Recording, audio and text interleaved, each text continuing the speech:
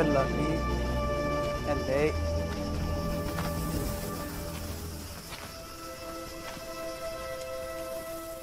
Bonjour à tous, c'est Ewen. Aujourd'hui, je suis très heureux de vous retrouver pour une nouvelle chronique de For Your Style Only. Je vais vous présenter le costume que porte Daniel Craig dans le pré-générique de Mourir peut attendre. Il s'agit de la marque Massimo Alba. Je vous dis à tout de suite.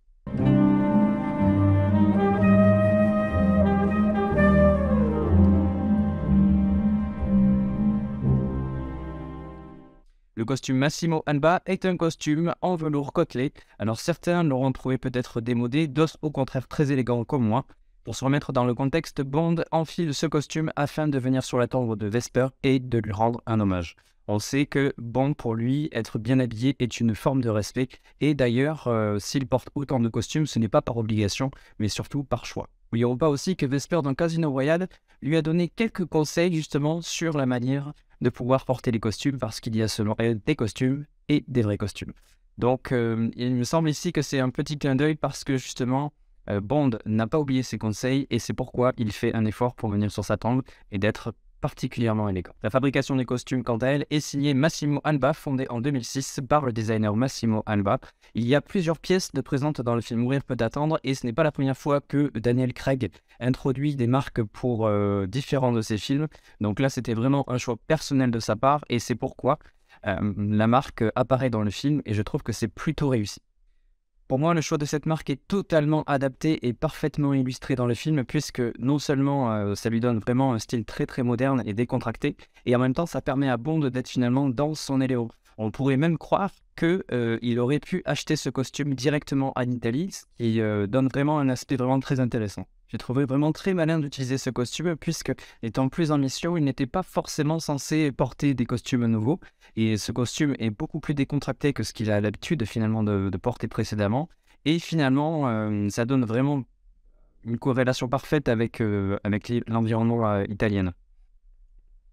Le velours côtelé est l'un des matériaux les plus décontractés dont un costume puisse être fait. Et No Time to Die est la première fois que Bond en porte un. Il ne s'agit pas d'un velours côtelé d'automne épais typique, mais plutôt d'un velours côtelé de coton fin pour un temps plus chaud, connu sous le nom de velours côtelé Pinwhale. Dans sa meilleure qualité, on l'appelle velours côtelé bébé, qui est un terme que Massimo Alba a parfois utilisé pour décrire ce costume. Le velours côtelé de Massimo Alba est considérablement différent du velours côtelé traditionnel et il ressemble ou ne ressemble guère au velours côtelé, de sorte qu'aucune des associations habituelles du velours côtelé ne devrait être appliquée à ce costume. Le tissu est léger et la texture est beaucoup plus subtile. Le costume a une coupe italienne moderne non structurée. Elle a 3 boutons, mais le revers roule jusqu'au 2e bouton, comme sur un costume à 2 boutons. 2 boutons est maintenant de loin le style à la mode aujourd'hui, mais le style de boutonnage de ce costume est considéré comme élégant par de nombreux amateurs de vêtements pour hommes. On le trouve couramment sur les costumes italiens non structurés, mais Tom Ford l'utilise également sur les costumes structurés. Craig attache les 2 boutons supérieurs de sa veste de costume. La coupe de la veste, elle, est plutôt carrée, mais donne une fière allure. La veste de costume est ornée de poches à rabat droite, d'une poche pour billets, de double vent et de 4 boutons sur chaque poignet. Les boutons sont en corne brune. Le pantalon est de coupe droite, une taille moyenne, des poches latérales sur la couture et des ourlets unis.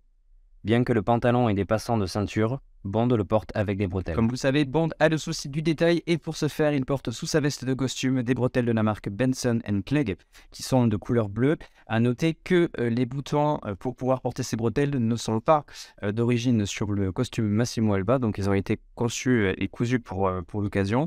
Donc sachez que vous pouvez quand même porter le costume avec une ceinture traditionnelle.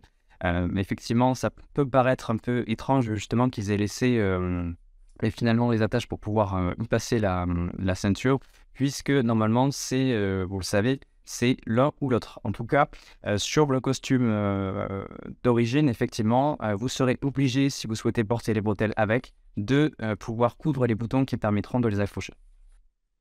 Certains ont pu trouver surprenant le fait que Bond porte des bretelles alors que le pantalon possède des passants pour une ceinture. Or, il n'est pas du tout rare de porter des bretelles avec ce type de pantalon. En fait, ce n'est lié qu'au goût de chacun. Les bretelles Albert Thurston sont en cours de restockage et sont vendues généralement autour des 80 €. On porte avec le costume une cravate de la marque Alexander Holk dont je vous donne quelques détails. La cravate est la marque new-yorkaise Alexander Holk. avec le modèle Avery en sergé de soie bordeaux avec des taches de soie. Elle ressemble à des carrés en bleu clair et noir. Les taches bleues tirent superbement la couleur de la chemise, avec une largeur personnalisée de 3 pouces 1/2 de large. Pour faire son costume, Bond porte une paire de lunettes de la marque Barton Pereira, dont une collaboration est sortie après le film, avec notamment l'apparition sur le côté, au niveau de la branche, du logo 007. Les lunettes sont vraiment totalement adaptées à la tenue qu'il porte. La costumière Anne Sutirat a également sélectionné plusieurs vêtements du designer Massimo Alba, notamment le manteau Rain 2 vert olive, également en velours côtelé à revers classique, des bretelles sur les manches avec 2 boutons pour le réglage et des poches obliques. On pourrait croire, comme le dit la costumière, puisque c'est une tenue très inhabituelle, que Bond aurait pu prendre ses vêtements à la hâte sans chercher à planifier sa tenue. J'espère que cette chronique vous aura plu. Moi, je vous dis à très bientôt sur Planète 007. N'oubliez pas de commenter, de mettre un petit pouce et surtout de vous abonner à la chaîne si ce n'est pas encore le cas. Vous êtes de plus en plus nombreux à nous suivre, donc on vous en remercie infiniment. Je vous dis à très bientôt. Bye bye.